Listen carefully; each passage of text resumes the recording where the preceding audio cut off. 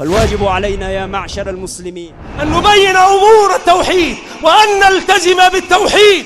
يا مسلمين فيقوا، أصحوا، أفهموا، أرجعوا لدينكم، أرجعوا لكتابكم، أرجعوا لسنة نبيكم عليه الصلاة والسلام. فنحن على القرآن وعلى السنة بفهم أصحاب رسول الله. هذه هي دعوتنا التي ندعو إليها. الوقفة الأولى, le premier point, أذكرك أخي المسلم. Il dit, je te rappelle, ô mon frère en islam et ma soeur en Allah Azza wa Jal, bi asli al-usul ou bi asli al-khalq. Je te rappelle le fondement de la création de l'être humain. Wa sababi wujud. Et je te rappelle aussi la cause de ton existence sur cette terre. قال الله جل وعلا, Allah subhanahu wa ta'ala, il dit, وَمَا خَلَقْتُ الْجِنَّ وَالْإِنسَ إِلَّا لِيَعْبُدُونَ. Je n'ai créé les djinns ni les hommes que pour qu'ils m'adorent. قال الإمام النووي, الحافظ النووي رحمه الله تعالى, il dit, وَهَذَا تصريح بأنهم خلقوا للعبادة. Il dit, cela est une proclamation claire qui démontre qu'ils n'ont été créés que pour l'adoration. فَهُقَّ عَلَيْهِمْ. Il est alors impératif pour eux الِاعْتِنَاء بِمَا خُلِقوا لَهُ, de s'intéresser à ce pourquoi ils ont été créés. وَالْإِعْرَاضُ عن حظي dunya, et de se détourner des vanités de la dunya, bitazawudi ou bizahadati, avec l'ascétisme. فإنها دار النفاد, car cette dunya est une demeure éphémère, la mahallul ikhlad, et c'est pas une demeure perpétuelle. ومركب عبور, c'est une embarcation de traversée. La manzil hubur, mais pas une demeure de bonheur. ومسرع انفصام, cette dunya est une demeure de séparation dont on se sépare très rapidement. La mawtina dawam, c'est pas une demeure éternelle, comme vous le savez tous. Allah dit dans le Coran, Inna dar al-akhirata la hiya al-hayawan. Les savants ils disent al-hayatul haqiqiyya. Allah il dit, sachez que la vie de l'au-delà, c'est elle la vraie vie. Les savants ils disent al-hayatul haqiqiyya, ay la vie réelle, c'est elle, car elle ne finit pas et elle est éternelle, elle est perpétuelle, pas cette dunya. Akhi al-muslim. Alors, frères et sœurs en Allah Azza wa Jal, tafakkar, médite à la grandeur du bienfait d'Allah Azza wa Jalla sur toi qu'il t'a accordé. Comme Allah il le dit, et si vous voulez compter les bienfaits d'Allah Azza wa Jalla sur vous, vous ne pourrez les dénombrer.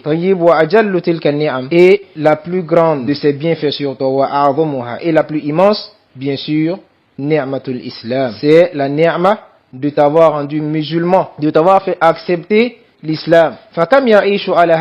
Combien sont les personnes qui vivent sur cette terre-là? Combien sont-ils? Allahu Akbar. Min umamin, de communautés, et de groupes, et de jama'a, ils sont très nombreux.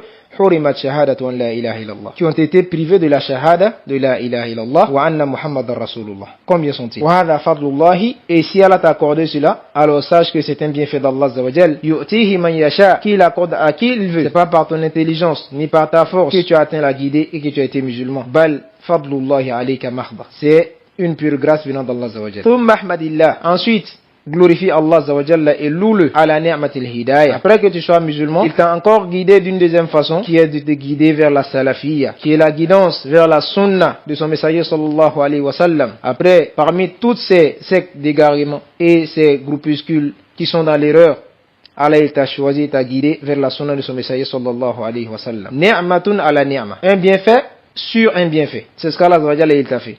Et ses bienfaits sur toi sont innombrables. Wa tawfiq, et t'a accordé la conformité à suivre la voie de la vérité. Fakam mimman yantasibu ila al-islam. Combien sont les personnes qui s'affilient à l'islam par le nom? Hum mukhalifuna li ta'alimi. Pourtant, ils contredisent l'islam dans ses enseignements. Zahiran, de façon extérieure, leur façon de faire, de pratiquer, leur comportement, leurs adorations est contraire à ce que l'islam nous enseigne. Combien sont-ils? Wa batinan, et intérieurement, leurs croyances, leur suivi du messager sallallahu alayhi wa sallam, ils sont contraires à ce que l'islam nous enseigne. Combien sont-ils? Après cela, mufarrituna fil wajibat, ils sont même négligents au sujet des obligations qu'Allah Azza wa Jalla les a obligés. Ghariquna fil ma'asi, ils sont enfoncés dans les péchés, wal atham et les désobéissances. Fallahumma lakal hamd. Allah, c'est Allah Azza wa Jalla appartient toute la louange. Qu'Allah Azza wa Jalla fasse de nous des reconnaissants et qu'il nous accorde sa grâce et qu'il nous augmente en bienfait. Wa anta ayyuhal muslim, alors toi ô musulman ou musulmane, tataqallabu fi ni'amillahi jalla wa ala, tu vis constamment dans les bienfaits d'Allah Azza wa Jal.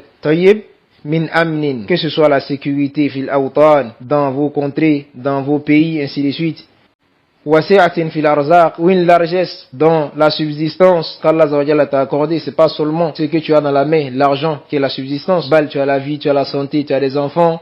Tout ça, ça fait partie de la subsistance de l'être. Et tu vis dans les largesses de cela. Wasi'atin fil abdan, et une santé dans ton corps. Alors à toi, à qui Allah a donné cela, alayka wajib shukr.